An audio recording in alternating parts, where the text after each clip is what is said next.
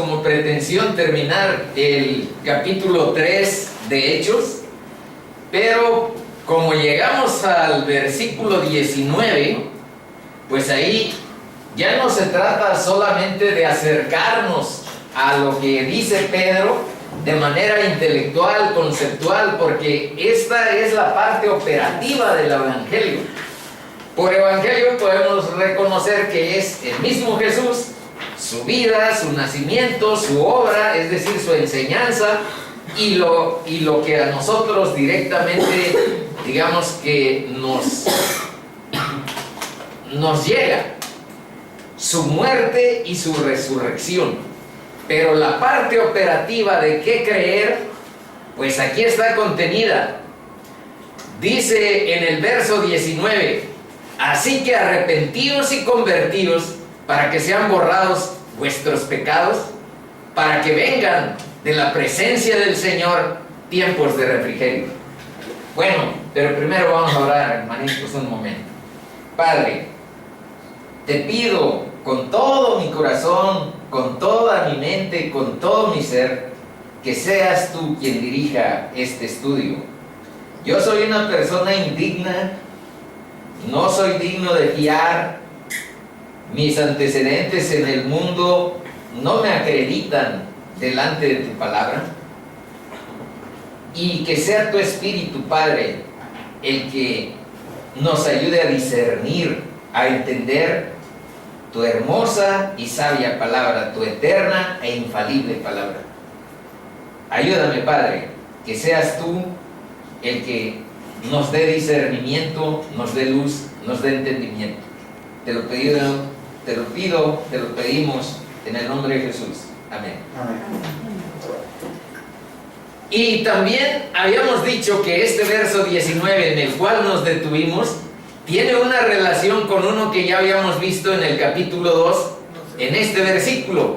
Vean que habla de arrepentidos, nada más que aquí en vez de convertidos habla de bautícese cada uno de vosotros en el nombre de Jesucristo, pero igual, para el perdón de los pecados, y aquí dice para recibir el don del Espíritu Santo, y ahí es donde nos enfocamos a procurar hacer un ejercicio, una aplicación de estos versículos, porque no los podemos ver nada más intelectualmente, conceptualmente de qué tratan, pues de arrepentir, convertir y de decir en qué consisten las palabras.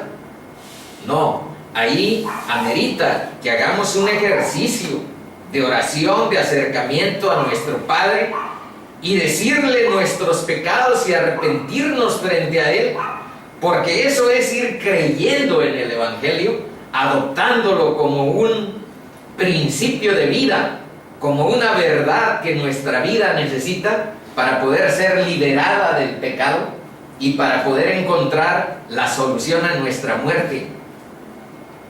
A todos nos debe interesar resolver, sea la edad que tengan, resolver el problema de nuestra muerte para que no sea condenación, infierno eterna la que acompañe nuestro ser. En Cristo Jesús, por la justicia que el Padre se cobró en la cruz, tus deudas y las mías, nosotros tenemos esperanza de encontrar en la sangre de Cristo, en la muerte de Cristo, la solución a nuestros pecados y a nuestra muerte, porque el pecado es muerte. Y de eso estábamos hablando. Dice aquí que arrepentirse es de lo más difícil para nosotros. ¿Por qué? Porque supone cambiar lo que valoramos, supone cambiar la disposición de mi afecto. Por eso la Biblia habla de cambiar el corazón. ¿Y por qué tenemos que hacer este cambio del cual nosotros en nuestra carne no podemos? Tenemos que orar y acercarnos a Dios, porque solamente Él puede cambiarnos un corazón lleno de inmundicia, lleno de problemas, lleno de oscuridad. Pero justamente donde está nuestro corazón, donde está nuestro tesoro, donde está lo que nosotros valoramos, ahí es donde está nuestro corazón. Aquí hay otros versos que son paralelos a estos que estamos analizando. El primero proviene de Marcos, que dice: y llamando a la gente y a sus discípulos les dijo: si alguno quiere venir en pos de mí, niéguese a sí mismo, tome su cruz y sígame. Y aquí lo tengo hasta desglosado, eso. Fíjense, Pablo también decía exactamente lo mismo que Pedro, y de los versos que estamos analizando. Esto es lo que les dijo Pedro a los judíos. Pero ahora vean lo que dijo Pablo cuando estaba en el capítulo 26 de Hechos. Estaba enfrente del rey Agripa, y a él le estaba diciendo esto, que se le había aparecido Jesús, le estaba dando su testimonio. Dice que entonces no quiso ser desobediente a la visión de Cristo, y dice que él le encargó lo siguiente: para que reciban por la fe que es en mí perdón de pecados y herencia. ¿Cuál es la herencia? La vida eterna entre los santificados. Sino que anuncié, está hablando Pablo con Agripa, que se arrepintiesen y que se convirtiesen a Dios haciendo obras dignas de arrepentimiento.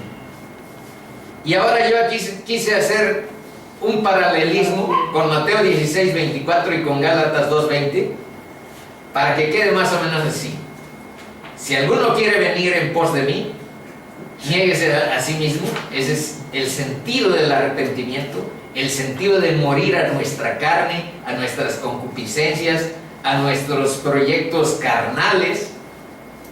Y esto es: ya no vivo yo, sino vivo el Cristo en mí. Gálatas 2:20. Y que se convirtiesen a Dios. Aquí yo le encontré equivalencia con que tomemos nuestra cruz. Sin cruz no hay corona de vida. Amén. Así es que tenemos que asumir esa. ¿Cuál es la cruz? La propia negación de tu ser, la propia dejar atrás proyectos carnales que nosotros considerábamos muy valiosos. Bueno, y además hay cierto sufrimiento en todo eso. Eso no deja de ser una cruz que duele. Y aquí dice: con Cristo estoy juntamente crucificado. Lo invertí nada más para que hubiera cierto paralelismo, porque según mi propuesta de análisis, este es el evangelio operativo de Cristo para que nosotros sigamos. Es la síntesis operativa del evangelio de Jesús. Dice: y haciendo obras dignas de arrepentimiento, Pablo. Esto dijo Cristo. Pero hablar de Pablo y hablar de Cristo es hablar del Espíritu Santo en este momento. Y lo que ahora vivo en la carne, lo vivo en la fe del Hijo de Dios.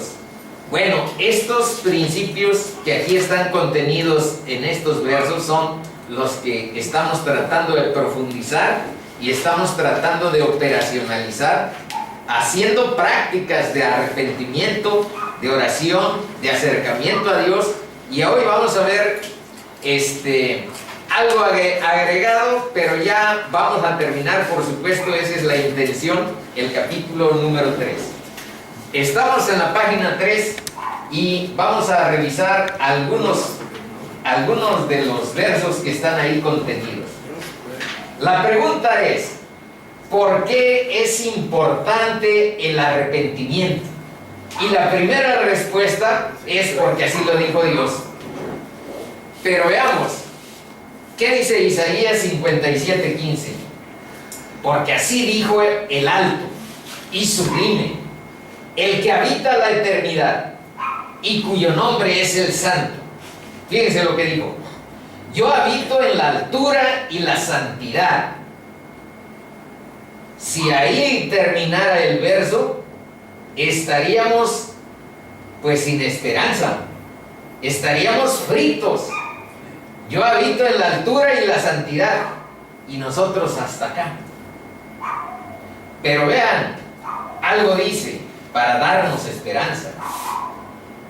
Yo habito en la altura y la santidad y con el quebrantado y humilde de corazón y humilde de espíritu, para hacer vivir el espíritu de los humildes y para vivificar el corazón de los quebrantados.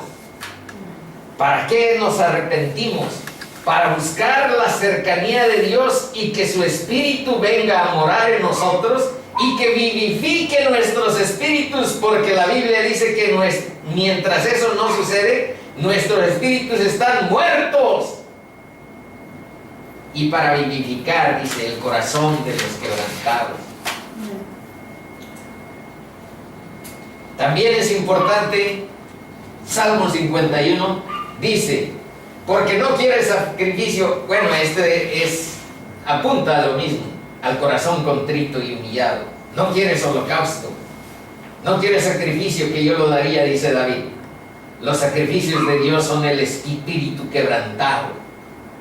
Entonces, la primera respuesta a por qué es importante el arrepentimiento es porque Dios habita y mora en quienes muestran arrepentimiento y un corazón quebrantado y contrito y humillado delante de Él. Y no está presente con quienes llegan a justificarse con sus pecados. Si yo digo cometí tal y tal pecado, pero estoy justificándome delante de Él, pues en realidad no estoy haciendo un trámite de arrepentimiento, sino una justificación. Yo ya sé que estoy medio mal, pero estoy bien. Eso estoy diciendo con la justificación. Bueno, igualmente, jóvenes, estad sujetos a los ancianos, y todos sumisos unos a otros, revestidos de humildad, porque Dios resiste a los soberbios. Este es Pedro. Y da gracia a los humildes. Humillaos pues bajo la poderosa mano de Dios, para que Él os exalte cuando fuere tiempo, echando toda vuestra ansiedad sobre Él, porque Él tiene cuidado de vosotros. Y ahora veamos dos bienaventuranzas. Dice, bienaventurados los pobres de espíritu, porque de ellos es el reino de los cielos. Bienaventurados los que lloran, porque ellos recibirán consolación. Y ahí esas dos bienaventuranzas nos muestran algo también que hay que considerar, hermanitos. Dice que no solo es necesario que reconozcamos nuestra condición pecaminosa, sino que también desde la profundidad de nuestro corazón la lamentemos. Por eso habla aquí de bienaventurados los que lloran, porque ellos recibirán consolación. Si no nos lamentamos por nuestro ser pecaminoso, no tendremos la consolación de nuestro Padre. Y no hay cosa más noble ni cosa más sublime que tener esa consolación de parte del Dios mismo, creador del cielo y de la tierra, cuando tú acudes a Él y le muestras y le dejas ahí todas tus pecados y tus inmundicias con las que hay problemas con Él. Muchos saben que son pecadores y reconocen que están en falta para con Dios, pero no tienen sentido de pesar. Les falta lo imprescindible, el arrepentimiento. Página 4. ¿Por qué otras razones es importante este proceso? Porque el pecado es enfermedad. Es enfermedad espiritual, es enfermedad mental y es enfermedad física. Yo les puedo dar mi testimonio, hermanitos, que el pecado te puede matar físicamente. Hay enfermedades que están ligadas con esa cuestión. Pero veamos poco a poco. Dice, convertidos, hijos rebeldes, y sanaré vuestras rebeliones. Ahí está hablando de que la rebeldía es como una enfermedad que necesita ser sanada. He aquí nosotros venimos a ti, porque tú eres Jehová nuestro Dios. Dice, Otro verso que habla sobre esa limpieza: quien llevó él mismo nuestros pecados en su cuerpo sobre el madero, para que nosotros, estando muertos a los pecados, vivamos a la justicia, y por cuya herida fuisteis sanados. Ay de los... Este verso está para que veamos la enfermedad, la enfermedad mental. Fíjense cómo afecta el pecado la enfermedad mental. Ay de los que a lo malo dicen bueno y a lo bueno malo. O sea, distorsiona tu cognición del pecado. Y ahorita voy a dar un ejemplo. Que hacen de la luz tinieblas y de las tinieblas luz. Que ponen lo amargo por dulce y lo dulce por amargo. Ay de los sabios en sus propios ojos. Todos somos sabios en nuestros propios ojos. Frente a nuestro saber, fácil nos justificamos de todos. Pero no se trata de nuestro saber, ni ser sabios en nuestros propios ojos, sino a contrastarlo con lo que dice la palabra de Dios. Y ahí tendremos un escáner para ver nuestro bien o nuestro mal, que siempre nos redarguye. Hay de los sabios en sus propios ojos y de los que son prudentes delante de sí mismos. ¿Qué ejemplos les quería poner? Estoy en un grupo de WhatsApp con unos egresados de mi generación de normalista, y le he dicho a mi esposa y les he comentado a mis familiares que trato de no estar mucho ahí porque suben chicas con poca ropa o sin ropa. Y lo más sorprendente es que personas de mi edad, quiero decir de 60 para arriba, están muy divertidos y se sienten jóvenes, se sienten como que es estimulante eso, disfrutable eso. Y si tú no compartes ese platillo, pues el equivocado eres tú, porque esto es lo bueno y está distorsionada su visión. Y yo, antes de que fuera cristiano, sabía que la pornografía es algo que te distorsiona la afectividad. Si tienes hijos, hijas, si tienes esposa, no la vas a ver con cierto respeto, con cierta consideración, con cierto cariño, mucho menos con amor. La vas a ver como objeto. Entonces, esa distorsión, mis chavos, no piensen que no afecta su cognición y su percepción de las cosas. La afectividad es una distorsión afectiva, pero de todo. También están los otros ingredientes que acabo de mencionar. También la rebelión. Oíd cielos y escucha tu tierra, porque habla Jehová. Crié hijos y los engrandecí, y ellos se rebelaron contra mí. Aquí tengo dos citas sobre eso, porque es importante visualizarlas. Cuando nos hizo Dios esas,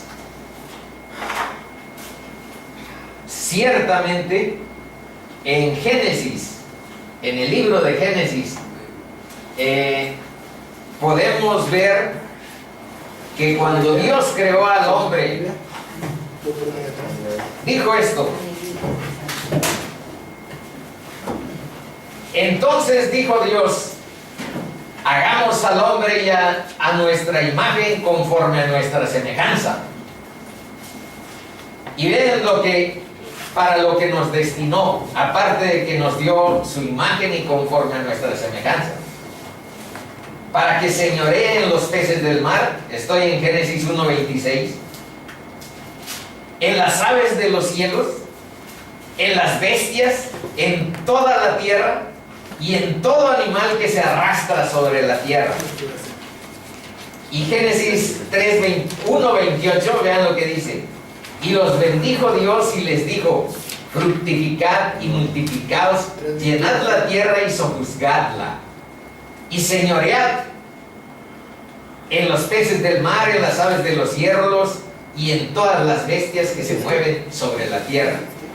A eso se refiere este verso que dice: oíd cielos, y escucha tú tierra, porque habla Jehová, crié hijos y los engrandecí. Nos dijo que podíamos enseñorearnos de los peces del mar, de las aves de los cielos, de las bestias en toda la tierra y en todo animal que se arrastra sobre la tierra. Nos bendijo y nos dijo: fructifiquen, multiplíquense, llenen la tierra, sojúzguenla, señoread sobre todo lo que hay en ella. Entonces, y los engrandecí. Y de todas maneras nosotros nos rebelamos contra él.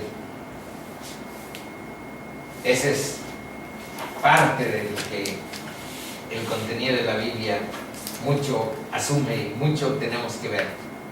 También es injusticia, por supuesto. Dice: porque la ira de Dios se revela desde el cielo contra toda impiedad e injusticia de los hombres que detienen con injusticia la verdad. Es enemistad y hostilidad contra Dios, por cuanto los designios de la carne son enemistad contra Dios, porque no se sujetan a la ley de Dios ni tampoco pueden. ¿Por qué? Vean esta pregunta. ¿Por qué la Biblia dice que la carne no puede agradar a Dios? Primero, situemos qué cosa es eso de la carne. Bueno, en la primera carta de Juan dice algo así como los deseos de los ojos, los deseos de la carne, la vanagloria de la vida, para ir tipificando a qué se refiere la carne. Pero también se refiere a nuestro propio esfuerzo, a nuestra fuerza de voluntad, a nuestra propia piedad sola. Pero ¿qué es en realidad nuestra carne? Primero, nuestra carne no es agradecida, no es fuerte, es muy debilucha, no puede ser paciente bíblicamente, es todo lo contrario, y no puede practicar la humildad, y lo más importante, no vence la muerte. La carne será vencida. Un mundo caracterizado por la impaciencia, por la insatisfacción, por la falta de gratitud, refleja los valores de la carne. Y abajo hay un triángulo antropológico que quiere decir cuáles son las tendencias principales del mundo y de nuestra carne. Primero, dice cupiditas possidendi, que quiere decir concupiscencia por poseer. Quiere decir deseo vehemente por comprar cosas, poseer bienes. Ese es uno de los grandes ejes de nuestra vida social, cultural, política, religiosa. Otra, también hay un cupiditas honoris, que quiere decir concupiscencia de reconocimientos y de honores. Quienes venimos del mundo académico, a donde mi hermano todavía está, en la universidad, bueno, ahí lo que queremos son grandes reconocimientos, muchos honores en las escuelas. Eso es concupiscencia, deseo vehemente de honores, y es una parte de nuestra cultura, de nuestra sociedad. Y hay uno más, cupiditas dominandi, que quiere decir concupiscencia de dominar, de tener cierto poder frente a los demás, deseo vehemente de poder, de sometimiento de otros, de sojuzgar a otros, de enseñorearnos, no como nos enseñó Dios. Dios nos enseñó a enseñorearnos de las bestias del mar, de las aves, de los peces, pero no nos dijo: enseñoréense de sus hermanos. No nos dijo que nos enseñoreáramos de nuestros hermanos. No está ahí. Revisen el capítulo las veces que quieran y verán. Bueno, aquí continúa. Esa abominación es algo sucio. Dice: 6 cosas aborrece Jehová, y aún 7 abomina su alma: los ojos altivos. Cuidado con nuestro orgullo, cuidado con nuestra vanidad, cuidado con nuestra altivez. La lengua mentirosa, ya habíamos mencionado la semana anterior, con qué facilidad en muchas ocasiones, mientras no conoces la palabra de Dios y estás sujeta con tu espíritu, sujeto con tu espíritu, con qué facilidad mentimos de una u de otra manera. Las manos derramadoras de sangre inocente, bueno, eso no lo conocemos nosotros, pero los anteriores tal vez sí. Corazón que maquina pensamientos inicuos, es la malicia, los malos pensamientos. Los pies presurosos para correr al mal. El testigo falso que habla mentiras. Ahí ya se trata la mentira, pero frente a un testimonio falso que afecta a otra persona de manera directa. Y el que siembra discordia entre hermanos. Yo también puedo mencionarles que en la academia, por muy pulcra que parezca o aparente ser, no hay ninguna reunión académica donde no reine como invitado central en las reuniones la discordia. Hay reuniones en una escuela y lo que gobierna o lo que preside ese tipo de reuniones es la discordia. ¿Y qué reunión de egos? Hay reunión de egos que chocan, que se friccionan y que no dejan de tener tensión. Bueno, el siguiente aspecto es verlo como esclavitud. Fíjense, ahí me faltó anotarle los versos, pónganle por favor 31 al 36. Son los versos Juan 8, 31 al 36. Por alguna razón misteriosa no aparecieron. Yo creo que algo. Dijo entonces Jesús a los judíos que habían creído en él. Esta parte es muy hermosa, hermanos, esta, del 31 al 36. Porque nos dice parte de qué necesitamos hacer si queremos ser discípulos de Cristo. Dice: dijo Jesús a los judíos que habían creído en él. Ya habían creído, pero ahora necesitaban discipularse. No basta con que creas, hasta los demonios creen y tiemblan. Hay que seguirlo y hay que discipularlo y hay que aprender de él. Dice: si vosotros permaneciereis en mi palabra, esa es la condición de ser discípulo, permanecer en la palabra de Jesús. Ahí dice: seréis verdaderamente mis discípulos y conoceréis la verdad, y la verdad os hará libres. Le respondieron, vean lo que le dijeron los judíos: no, pues nosotros no necesitamos ser libres, ya somos libres, siempre hemos sido libres. Eso le dijeron. Pero vayamos mejor textualmente. Le respondieron: linaje de Abraham somos, y jamás hemos sido esclavos de nadie. ¿Cómo dices tú seréis libres? Y vean la humildad de Jesús. Jesús les respondió: de cierto os digo, que todo aquel que hace pecado, esclavo es del pecado. Para eso lo pusimos estos versos, para que vean que el pecado también es esclavitud, es enfermedad, es muerte, enfermedad espiritual, mental, es rebelión, es injusticia, es enemistad y hostilidad contra Dios. Y en este momento estamos viendo que es esclavitud. Somos esclavos del pecado cuando estamos en el pecado. Y lo dijo Jesús. Y el esclavo, dice, no queda en la casa para siempre. No tiene vida eterna un esclavo.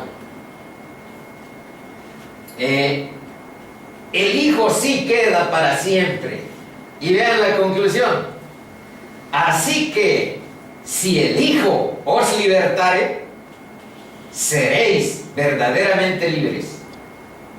Ni más ni menos, para eso nos acercamos a la cruz, para que nos limpie de pecados y nos deje en libertad de esa atadura, de esa esclavitud, y nos unja con su espíritu para poder tener poder frente a la fuerza seductora implacable de lo que es el pecado. Ahora vean lo que dijo David en el Salmo 91. Él te librará del lazo del cazador, de la peste destructora. Aquí habla de dos, en realidad habla de la enfermedad y habla de este lazo esclavizante que constituye mantener una relación con el pecado. Él, solo Dios, te puede librar del lazo del cazador y de la peste destructora. Cuando Dios te perdona tus pecados, te vas a aliviar de muchas enfermedades. Porque algunas que tienen que ver con dormir mal, por decir algo, con tener estrés, vivir en el estrés y todas las secuelas y problemas que se derivan de él, es por una mala relación que tienes con tu Padre, con tu Creador. Así es que veámoslo también en ese sentido.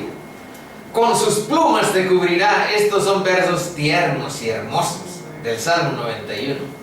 De la peste destructora y del lazo del cazador, solo Dios te va a salvar, a librar. Pero vean, dice, con sus plumas te cubrirá y debajo de sus alas estarás seguro. Vean a dónde está la seguridad que la Biblia promete. Estar bajo las alas de Dios. No dice que te pongas guaruras. Y hay otro, escudo y adarga es su verdad. Escudo y adarga es su verdad. Ahí está nuestra protección, nuestra seguridad. Ahí está nuestro refugio y nuestra fortaleza. ¿Qué significa adarga? Es como una... parecido al escudo, es una valla, la que se ponen los soldados, una como trinchera de protección. Bueno, ahora vamos a ver la palabra convertidos, hermanitos. Eso tiene que ver con arrepentimiento, lo anterior, pero ahora acuérdense que dice arrepentidos y convertidos. Es el complemento, es la otra cara de la moneda. No se pueden quitar el arrepentimiento con la conversión, son como las dos caras de una misma moneda. Y ahora analicémoslo por separado, solo por tratar de comprenderlo mejor, pero es algo yuxtapuesto, es algo que va junto. Dice, convertirse tiene que ver con cambio, y estos son los cambios habituales. Pero no se trata de cambios habituales. Aquí los puse de ejemplo de lo que no es la conversión de Dios. Hay muchos cambios que te suceden por edad. A estos chavos les han salido barros, se han puesto más musculosos, han tenido ciertas vellosidades, etc. Entonces su propia naturaleza les ha ido redituando muchos cambios. Apestan más.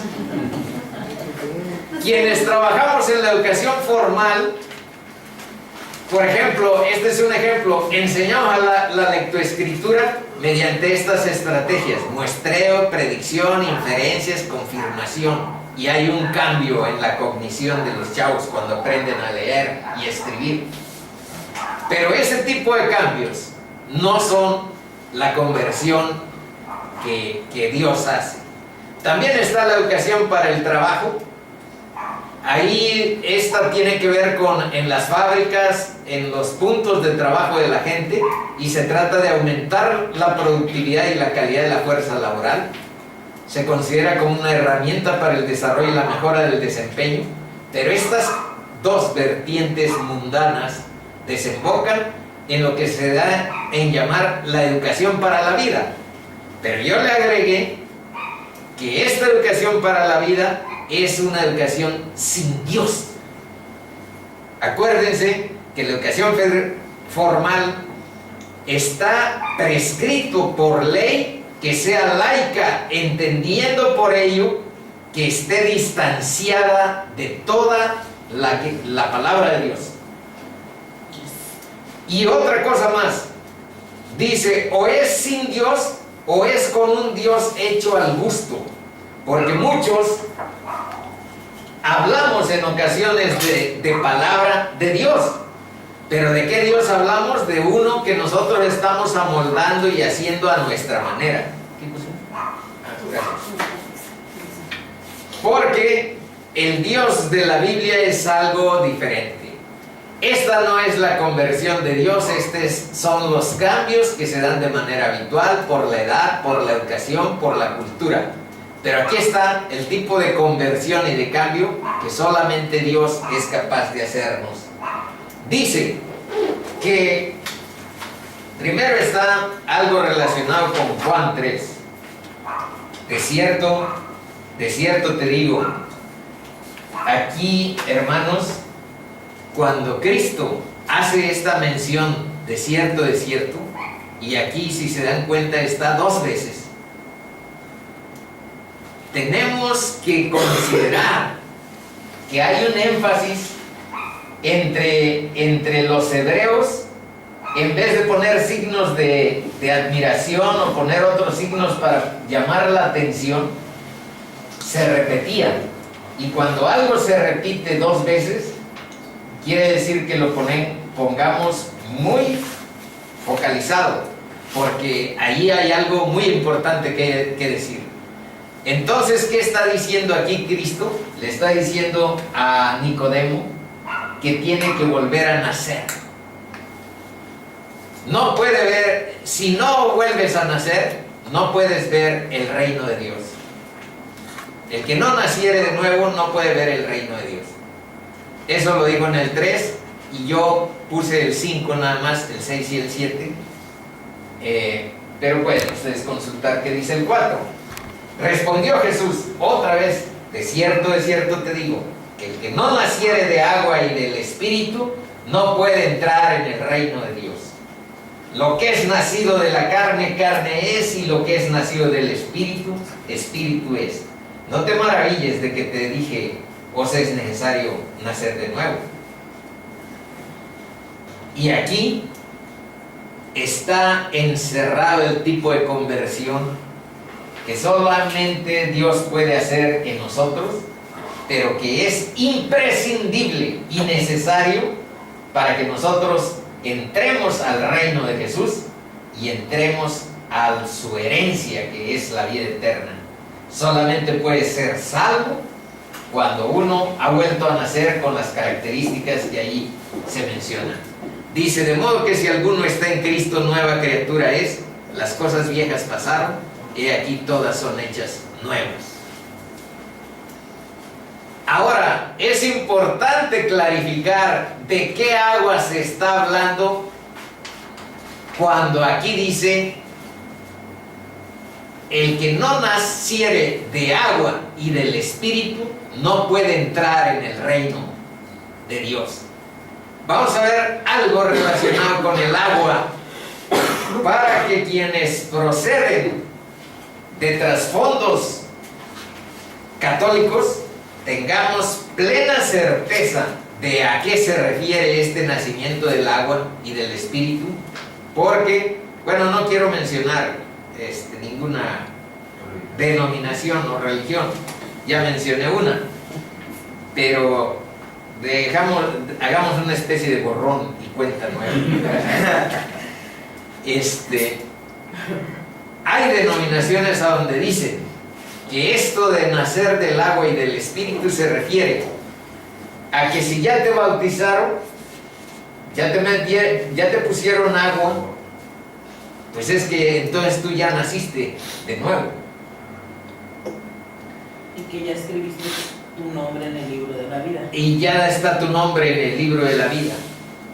Y vamos a ver que eso no es cierto. No es cierto. Vamos a ver, ¿a qué se refiere el agua se refiere, vean lo que dice Efesios 5:26. Y se entregó a sí mismo por ella para santificarla, habiéndola purificado en el lavamiento del agua por la palabra. Entonces aquí, ¿a qué se refiere el agua? A la palabra de Dios. Habiéndola purificado en el lavamiento del agua por la palabra. Pero si esa cita no nos es suficiente para esclarecer que cuando habla de agua, habla de la palabra de Dios. Si eso no nos es suficiente, veamos otros. Dice, Él, Dios, de su voluntad, nos hizo nacer. Otra vez está hablando del nuevo nacimiento, de nacer de nuevo. Nos hizo nacer por la palabra de verdad, por la palabra de verdad, para que seamos primicias de sus criaturas. Entonces aquí se menciona cuál es el vehículo por el cual nosotros volvemos a nacer. Es por la palabra de verdad. Y ahora vean lo que dice Pedro. Eso dijo Santiago. Pedro, igual, siendo renacidos, no de simiente corruptible, sino de incorruptible. ¿Por qué? Por la palabra de Dios que vive y permanece para siempre. Entonces vean que todas las citas bíblicas apuntan en una sola dirección. Se nace por medio de la palabra y del Espíritu. Y más abajo lo tengo hasta ilustrado aquí abajo, pero primero vamos a ver estas otras dos citas. Mas a todos los que le recibieron, a los que creen en su nombre, les dio potestad de ser hechos hijos de Dios, los cuales no son engendrados de sangre, ni de voluntad de carne, ni de voluntad de varón, sino de Dios. Yo por eso la semana pasada no quería ni mencionar que hubiera intervención mía en los procesos de arrepentimiento, de oración delante de Dios. Claramente dice la palabra que las personas no se convierten porque alguien intervenga, sino por la voluntad y la misericordia de Dios. Vean aquí, dice, los cuales no son engendrados de sangre, ni de voluntad de carne, ni de voluntad de varón, sino de Dios. Y ahora Santiago 1:2 dice, por lo cual, desechando toda inmundicia y abundancia de malicia, recibid con mansedumbre la palabra implantada, la cual puede salvar vuestras almas. ¿A dónde está la salvación? ¿A dónde está el nuevo nacimiento? ¿A dónde está la nueva vida? Etcétera. Aquí está una ilustración, hermanito. En la iluminación del Espíritu Santo y por medio de la palabra. En otras palabras, cuando estás leyendo la Biblia, hay un verso que el Espíritu Santo ocupa para redarguirte el corazón, para transformártelo y para darte un nuevo nacimiento y una nueva vida. Ese es el misterio del nuevo nacimiento. Entonces, ese es el agua y el Espíritu. Bueno, esa es la conversión, hermanitos, bíblica. Dice que la conversión bíblica tiene que ver con un cambio sucedido cuando Dios nos concede que nos volvernos de nuestro pecado. Volvernos quiere decir dar media vuelta de 180 grados, dar totalmente una vuelta y dejar esa vida anterior llena de inmundicia y caminar en nueva vida. Y dice, un cambio sucedido cuando Dios nos concede confiar en Cristo como suficiente Salvador. Hay quienes esperan tener a Cristo y tener su vida actual, su vida esclavizada a las modas, a lo que socialmente te demandan tus vecinos, etc. Cristo es suficiente para nosotros en términos de confiar, de tener fe y de verlo como nuestro Salvador y como nuestro Señor. Me hizo falta ponerle esa palabra, suficiente Señor y Salvador. Bueno, poner en marcha, también Dios nos concede poner en marcha una vida de obediencia y querer honrar a Dios con nuestra vida. Querer obedecer o estar dispuesto a obedecer solamente lo podemos hacer con el Espíritu de Dios en nuestro corazón, y honrar a nuestro Padre con nuestra vida, con todo lo que hacemos, es nuestra nueva vida. Ahí está. Y abajo dice lo que no es, pero ya lo he mencionado con anterioridad. Dice un verso: y los que oyeron esto dijeron, ¿quién pues podrá ser salvo? Él les dijo, lo que es imposible para los hombres es posible para Dios. Ahí está nuestra encrucijada, porque en muchas ocasiones pues nos replegamos cuando esto no sucede con la prontitud que nosotros requerimos o que nosotros deseamos, pero eso es lo que quiero que ventilemos más adelante. Para que el Dios de nuestro Señor Jesucristo, el Padre de gloria, os dé espíritu de sabiduría y de revelación en el conocimiento de Él, alumbrando los ojos de vuestro entendimiento, para que sepáis cuál es la esperanza a que Él os ha llamado y cuáles las riquezas de la gloria de su herencia en los santos. Bueno, este esquema tiene que ver con esta palabra de la conversión. Pasamos de una justicia propia a la justificación de Cristo. Pasamos de un estilo de vida autosuficiente, autónomo, a donde nosotros somos nuestro propio Dios. Nosotros sabemos qué es lo bueno y qué es lo malo. No necesitamos la palabra de Dios para guiar nuestra vida. Esa es la autosuficiencia y la autonomía. Un sentido en el que vivimos en muchas ocasiones, en mi caso 58 años, con este sentimiento de autosuficiencia, de autonomía, como si yo mismo me hubiera creado. Nunca había leído el Salmo 100, que dice, Él nos hizo y no nosotros a nosotros mismos. Pues yo me creía hecho por mí mismo, arquitecto de mi propio destino. Esa es la autosuficiencia, la autonomía, que hay que agregarle la palabra, y la ceguera espiritual más absurda. En realidad necesitamos la sujeción y el gobierno de Dios en nuestra vida. Olvídense de que somos autosuficientes. ¿De dónde? Si es Dios el que nos hizo, no nosotros a nosotros mismos. Y de adorar las cosas creadas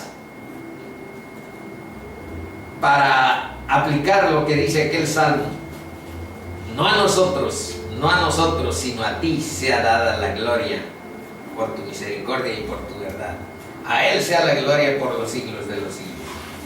Dice que no se puede honrar a Dios si partimos con la premisa de que yo estoy en lo correcto y que todo lo que me incomode de su palabra es que está mal. Esta es una actitud pueril, pero frecuente cuando estamos enfrente de la palabra. Pero este es peor, a lo mejor. Tomar nuestro estilo de vida, que puede ser una vida cómoda, puede ser una vida con cierta capacidad de consumo, puede ser una vida más o menos saludable. No hay nada malo en eso. ¿Dónde sí está lo malo? Que tomes ese estilo de vida como medida de lo que tú le permites a la Biblia que signifique. No me saques de mi zona de confort, no cuestiones mi capacidad de consumo y mi glotonería, no trates con mis hábitos de vida saludable. No me vayas a querer quitar la yoga, porque la yoga es muy buena para mí, etcétera, etcétera, y estar con un Dios diferente de Om, Om, Om. Porque todo eso es muy bueno. Es bueno para ti. Dice un proverbio, hay camino que al hombre parece derecho. Y ciertamente nos parece derecho, pero el final es de muerte. Eso dice el proverbio. Entonces, estas son tendencias de pequeño burgués.